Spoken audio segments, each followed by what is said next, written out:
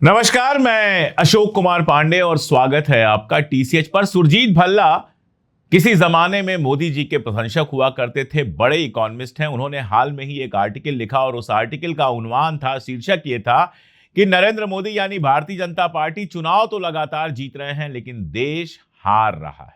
चुनाव में तो लगातार जीतते जा रहे हैं लेकिन देश की इकोनॉमी का सत्यानाश हो रहा है। यह लिखा था सुरजीत भल्ला ने और उसके थोड़े ही दिन बाद, अभी वो आर्टिकल पुराना भी नहीं हुआ, अभी उस पर चर्चा चल ही रही है कि सुभाष चंद्र गर्ग, जो हमारे former finance and economic affair secretary हैं, यानी आर्थिक मामलों का जो हमारा मंत्रालय है उसके सचिव रहे हैं, यानी हाईएस्ट लेवल के ब्यूरोक्रेट रहे हैं, उन्होंने एक आर्टिकल लिखा है जिसका शीर्षक है India under Modi has gone from fragile 5 to vulnerable 1।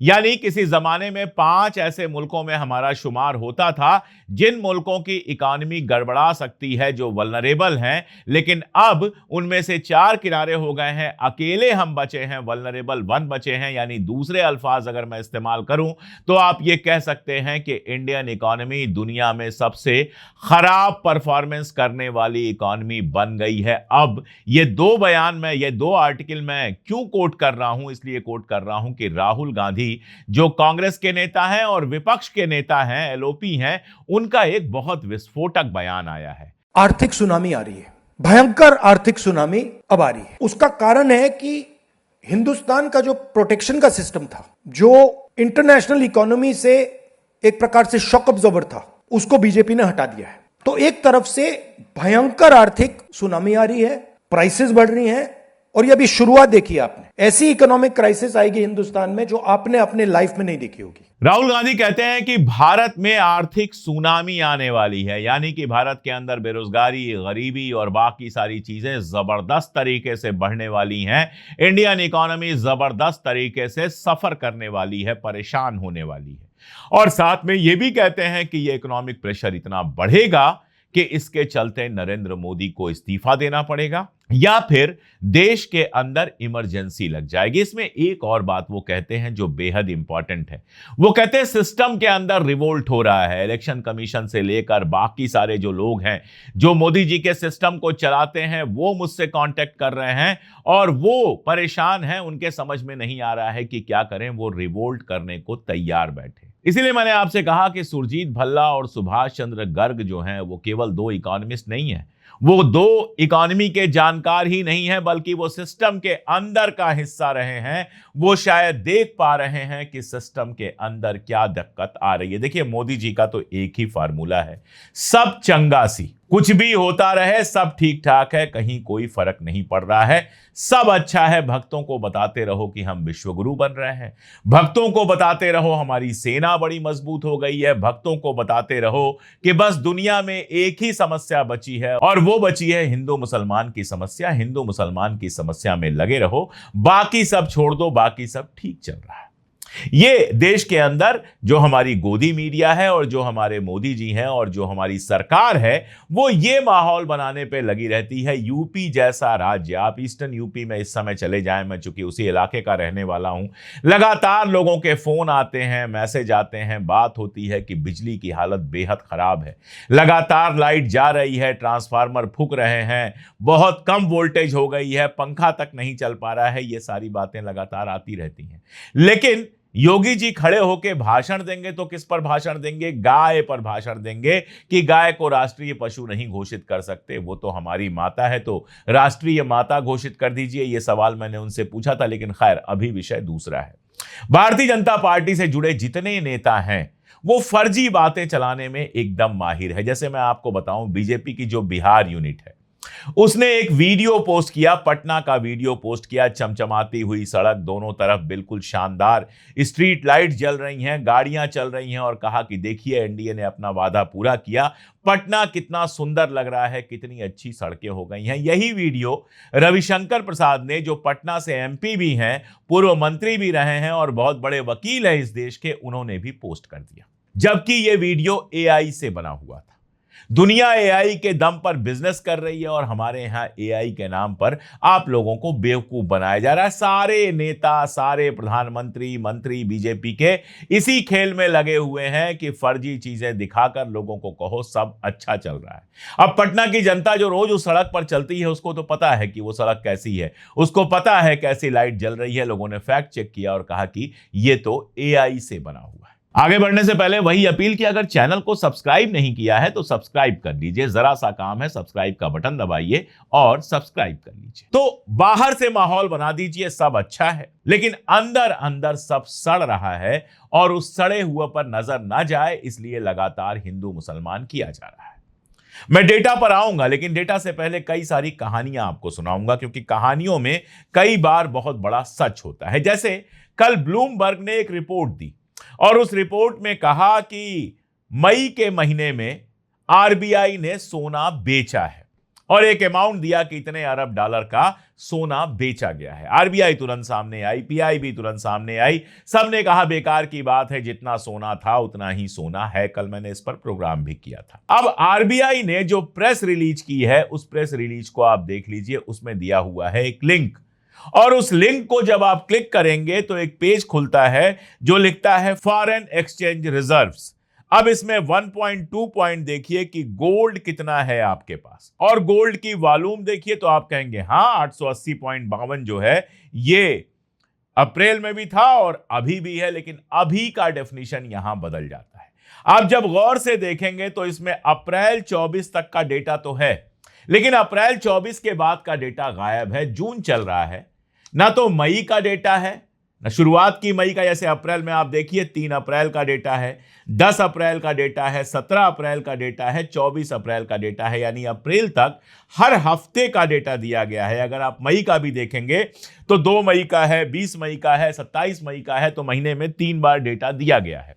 लेकिन मई का एक भी डेटा अभी तक नहीं दिया गया है, जबकि जून चल रहा है। आज जब मैं आपसे बात कर रहा हूं तो 4 जून हो चुका है। 4 जून तक मई का कोई डेटा नहीं दिया गया है। यह सवाल खड़ा करता है कि अगर आपके पास रिकॉर्ड है और वो बताता है कि सोना जितना हमारे पास था उतना ही है, तो फिर मई का डेटा अपडेट क्यों नहीं किया गया है? यह किस्सा मैंने क्यों सुनाया? क्योंकि जम के खेल हो रहा है आंकड़े में। हमारा जो जीडीपी का आंकड़ा है, दुनिया की बहुत सारी एजेंसीज कहती हैं कि ये ठीक तरीके से कंप्यूट नहीं किया गया है, इसलिए इस पर भरोसा नहीं किया जाना चाहिए। डेटा में जबरदस्त का खेल चल रहा है। आपको दिखा दिया जाता है कि सब कुछ अच्छा चल रहा है, सब कुछ चंगा सी, लेकिन उसके बावजूद डेटा का खेल नहीं चलता है। मैं एक कहानी आपको सुना दूं, उसके बाद कहानियां मैंने कहा कि मैं आपको कई सुनाऊंगा। एक सोना जेवर की कंपनी है जिसका नाम है राजेश एक्सपोर्ट्स। राजेश एक्सपोर्ट्स के बारे में कहा जाता है कि यह हिंदुस्तान में सोने चांदी के जेवरात के एक्सपोर्ट की सबसे बड़ी कंपनी है। इस कंपनी के बारे में कहानी यह आई है कि 15.15 लाख करोड़ रुपए, यानी मोटा मोटी आप समझिए 15 लाख करोड़ इसने अपनी इनकम बताई। अपनी जो टोटल वैल्यू होती है इसने बताई 15 लाख करोड़ से ज्यादा, और इसी हिसाब से शेयर मार्केट में लिस्ट हुई और शेयर मार्केट से पैसा कमा रही थी कि बहुत बड़ी कंपनी है। यही नहीं, इसने यह भी कहा कि साउथ अफ्रीका में हमारे पास खदान है, सोने की खदान है, माइनिंग कंपनी है जहां से हम सोना निकालते हैं। यह भी झूठ पाया गया और यह हिंदुस्तान के अंदर ही जांच हुई। सेबी ने जांच किया और पता चला यह सब झूठ था और उसके बाद उसको शेयर मार्केट में ट्रेडिंग करने से रोक दिया गया है। यह खबर हिंदुस्तानी अखबारों में नहीं छपी, राइटर्स में जाके छपी, अमेरिका के एक अखबार में छपी। और जब राजेश एक्सपोर्ट से पूछा गया, राइटर्स ने जब पूछा कि आपको इस पर क्या कहना है, तो वो खामोश हो गए, उन्होंने कोई जवाब नहीं दिया। अब आप देखिए, आरबीआई के सोने की खबर छपती है ब्लूमबर्ग में और सारा गोदी मीडिया खामोश हो जाता है। आरबीआई जब कह देता है कि नहीं नहीं ये गलत है, तो गोदी मीडिया नाचने लगता है कि आरोप तो बिल्कुल गलत था। लेकिन गोदी मीडिया ये जांच नहीं करता कि आखिर मई के लिए सोने का रिजर्व क्यों नहीं दिखाया गया। ऐसे ही राजेश एक्सपोर्ट्स को लेकर राइटर्स खुलासा करता है, जांच का, बताता है कि 15 लाख करोड़ रुपए का फर्जी राजस्व बताया जा रहा था और उसके आधार पर शेयर मार्केट में अपनी वैल्यू बढ़ाई जा रही थी, लेकिन गोदी मीडिया खामोश है। तो यह कहानी मैंने आपको इसलिए सुनाई कि फर्जी आंकड़े देना और उस पर गोदी मीडिया की खामोशी मोदी सरकार के लिए एक बहुत बड़े, आप समझ लीजिए कि बचाव का काम करती है। कुछ भी हो जाए गोदी मीडिया खड़ी हो जाएगी।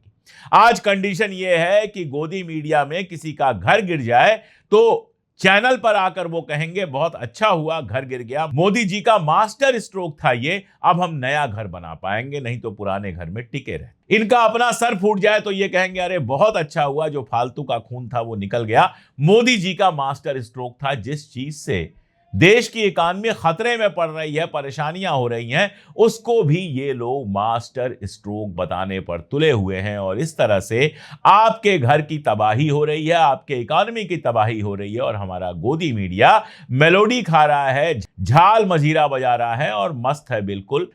तो गोदी मीडिया हमारे देश के तबाह होने के लिए उतना ही जिम्मेदार है जितना कि मोदी सरकार, अगर तबाही आ रही है तो। और बहुत सारी तबाही तो हमारे सामने दिख रही है। अब जरा देखते हैं कि आंकड़ों का क्या हाल है। सुभाष चंद्र गर्ग जो हैं वो अपने आर्टिकल में एक लाइन लिखते हैं, और उस लाइन को अंग्रेजी में मैं पढ़ता हूं, बाद में तर्जुमा कर दूंगा उसका। कहते हैं on every macro economic indicator India is either performing badly or is at an enormous risk of gross underperformance।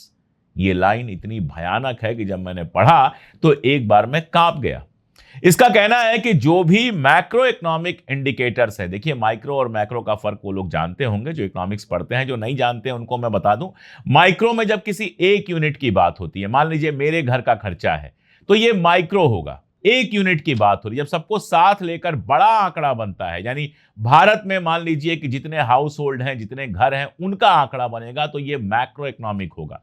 तो जीडीपी हमारी जो है वो हमारी माइक्रो इकोनॉमिक है। नेट जो हमारी इनकम होगी वो हमारी जो नेशनल इनकम होगी, नेट नेशनल इनकम जो होगी वो हमारा मैक्रो इकोनॉमिक है। तो देश का जो आंकड़ा होता है, जो पूरे देश के लेवल पर होता है, वो सारा का सारा मैक्रो इकोनॉमिक डेटा होता है। तो ये कह रहे हैं कि भारत के जितने भी आंकड़े हैं, चाहे वो जीडीपी का आंकड़ा हो, विकास का आंकड़ा हो, पर कैपिटा इनकम का आंकड़ा हो, जो भी हो, ग्रास नेशनल प्रोडक्ट हो, ग्रास डोमेस्टिक प्रोडक्ट हो, जो भी हो, उन सब पर या तो भारत का परफॉर्मेंस बहुत खराब चल रहा है, और या फिर रिस्क है कि वो अंडर परफॉर्मेंस कर रहे हैं, जितना परफॉर्मेंस करना चाहिए उतना नहीं कर रहे हैं। मोटी बात यह है कि मोदी सरकार आपको आंकड़ों के नाम पे जितनी भी जलेबी परोस दे, लड्डू परोस दे, रसगुल्ला परोस दे, रसमलाई परोस दे, लेकिन असल में आंकड़े जो हैं वो ये बता रहे हैं कि भारत विकास नहीं कर रहा है,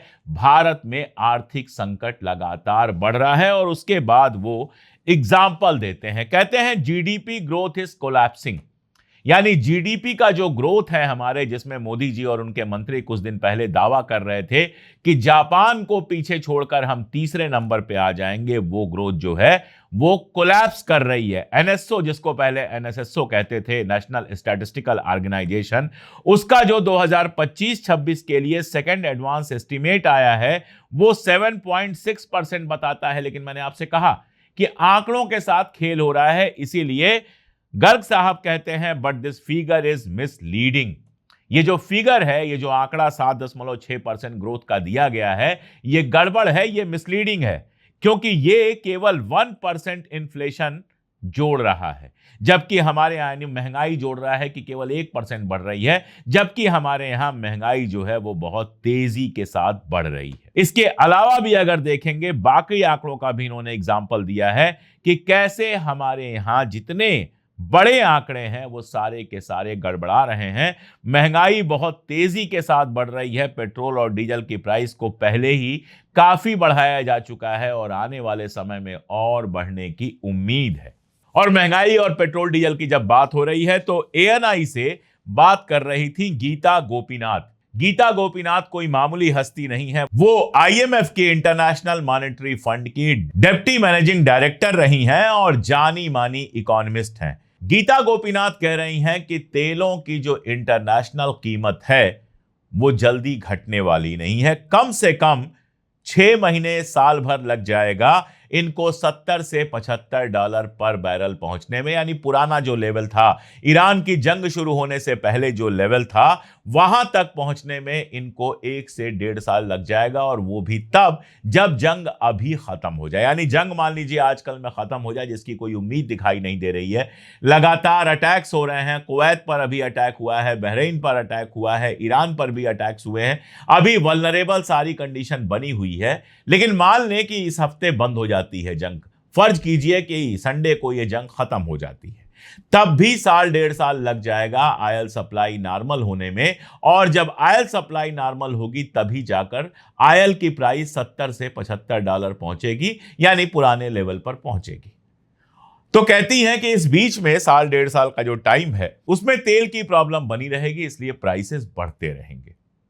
चूंकि भारत के पास अपना रिजर्व नहीं है, एटॉमिक या सोलर एनर्जी बहुत ज्यादा है नहीं, आप तेल पैदा नहीं करते हैं, तो इसका सीधा असर आपके ऊपर पड़ेगा। और उन्होंने कहा कि अगर यह जंग 6 महीने और खिंच जाती है, कुछ महीने और खिंच जाती है, तब तो समझिए कि अगले कई साल तक तेल की प्राइस स्टेबलाइज नहीं होगी, और ऐसे में इंडियन इकोनॉमी के लिए बहुत ज्यादा मुश्किलात आने वाली हैं। उन्होंने कहा कि दुनिया का जो डेवलपमेंट रेट है, विकास की जो दर है, जो अभी 3.1% रहने की बात की जा रही है, वो घटकर 2.5% और 2% तक भी जा सकती है, और इससे भारत में डेवलपमेंट की जो संभावनाएं हैं उनके ऊपर जबरदस्त असर पड़ेगा। ये तो मैंने कुछ आंकड़े दिए हैं, लेकिन आप और हम तो आम इंसान हैं। आंकड़े होते हैं जो लोग बड़े बड़े एसी कमरों में बैठते हैं, अपने घरों से नहीं निकलते हैं, सिर्फ कागज पत्तर और कंप्यूटर से खेलते रहते हैं। हम आप तो आम इंसान हैं। हम तो झोला लेके सब्जी लेने भी जाते हैं, हम अपनी गाड़ी लेकर पेट्रोल भराने भी जाते हैं, हम घर में शादी होती है तो खरीदारी भी करते हैं, और हम जानते हैं कि बाजार की हालत क्या है। महंगाई जिस तरह से बढ़ी है, सब्जियां हो, दाल हो, चावल हो, किसी भी चीज की आप जाकर इस समय कीमत देख लीजिए, हर चीज की कीमत बढ़ रही है। जिस तरह से कमर्शियल सिलेंडर्स के दाम बढ़ाए गए हैं, चाय पीना मुश्किल होता जा रहा है। और असल में हमारे लिए चाय पीना मुश्किल हो या ना हो, लेकिन छोटी मोटी चाय की दुकान, चाय की टपरी लगाकर जो लोग चाय बेचते थे, उनके लिए बड़ी मुश्किल हो रही है। उनका ग्राहक जो है वो 10 रुपए की चाय पीता था, 10 से 15 रुपए हो गया, अब 20 रुपए हो जाएगी, तो ग्राहक चाय पीना बंद कर देगा, नहीं आकर बैठेगा टपरी पर। पकौड़ियां तलने वाले लोगों को मोदी जी कहते थे इनके पास भी रोजगार है। अगर ऐसे ही गैस की कीमत बढ़ती रही, खासतौर पे कमर्शियल गैस सिलेंडर की कीमत बढ़ती रही जो ब्लैक पर मिल रहा है, तो उनके लिए मुश्किलात और ज्यादा होने वाली हैं। इसका मतलब होगा कि इस तरह के तमाम रोजगार या तो बंद हो जाएंगे, या फिर जो रेस्टोरेंट्स वगैरह हैं उनकी लागत बहुत बढ़ जाएगी, उनकी प्रॉफिटेबिलिटी कम हो जाएगी, और उनके लिए चलाना मुश्किल हो जाएगा। आप जाइए, ये तो बात हो गई गैस की, आप जाइए किसी भी प्राइवेट कंपनी में जो काम कर रहा है उससे बात कीजिए, सब आपको एक लाइन से कहेंगे कि ईरान वार की वजह से जो इंक्रीमेंट हमको मिलने वाला था, जो पैसा हमारा बढ़ने वाला था, हमारी तनख्वाह बढ़ने वाली थी, वो नहीं बढ़ी, और कई जगहों पर तो कम हो गई है। एआई से दुनिया पैसा भी कमा रही है, एआई से बिजनेस हो रहा है। हमारे यहां एआई नौकरियां तो खा रही है। हमारे एक दोस्त हैं, उनके बेटे एक मल्टीनेशनल में हैं, वो बता रहे थे कि उनके साथ के कई लोगों की छटनी हो गई, और लगातार छटनी हो रही है क्योंकि एआई वो काम कर रहा है। वहां बेरोजगारी बढ़ रही है। एजुकेशन की तो बात ही मत कीजिए, एजुकेशन पर जो नीट सीबीएसई सब हो रहा है वो आप देख रहे हैं, तो हमारे यहां ये एक अलग तरह की मुश्किल पैदा कर रहा है।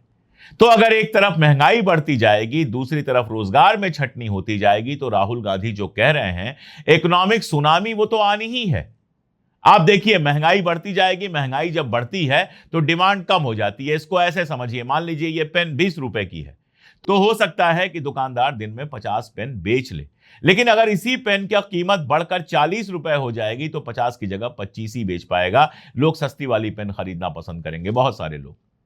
तो एक तो डिमांड घटेगी जब प्राइस बढ़ रही है, और दूसरा अगर रोजगार घटेगा तो लोगों की इनकम कम हो जाएगी। लोगों की इनकम अगर कम हो जाएगी तो वो मार्केट से सामान कहां से खरीदेंगे, डिमांड और घटेगी। और जब मार्केट के अंदर डिमांड घटेगी, इसका मतलब क्या होगा, अनसोल्ड जो सामान होगा, जो नहीं बिका हुआ होगा, उससे मार्केट भर जाएगा। जब बाजार में पहले से ही सामान भरा होगा तो फैक्ट्री वाला क्या करेगा, कम सामान बनाएगा, नया सामान क्यों बनाए जब पुराना ही नहीं बिका है? और जब वो कम सामान बनाएगा तो कम मजदूरों की जरूरत पड़ेगी और मजदूरों की छटनी होगी, यानी बेरोजगारी और बढ़ेगी। ये पूरा इकोनॉमिक्स आप समझ सकते हैं कि एक विशेष सर्कल क्रिएट होगा, एक ऐसा खतरनाक सर्कल क्रिएट होगा कि एक तरफ रोजगार घटता जाएगा, दूसरी तरफ हमारा जो प्रोडक्शन है वो घटता चला जाएगा और देश के अंदर जिस आर्थिक सुनामी की बात हमारे विपक्ष के नेता कर रहे हैं वो आर्थिक सुनामी एक रियलिटी की तरह आपके सामने दिखाई देगी। मुश्किल इस बात की है कि नरेंद्र मोदी सरकार इसके लिए तैयार नहीं है, कोई तैयारी कहीं दिखती नहीं है। जैसे जैसे परेशानी बढ़ेगी हिंदू मुसलमान का डोज और बढ़ाया जाएगा और होगा वही जो सुरजीत भल्ला ने कहा कि भाजपा भले चुनाव जीतती जाए, देश लगातार हारता जाएगा। अब जनता के रूप में आप भाजपा के चुनाव जीतने भर से खुश हो जाएंगे या देश को हारता हुआ देखकर दुखी होंगे, ये फैसला तो हुजूर आपका है। मुझे जो कहना था मैंने कहा, आप जो सोचते हैं कमेंट में जरूर बताइएगा। आज के लिए इतना ही, बहुत शुक्रिया।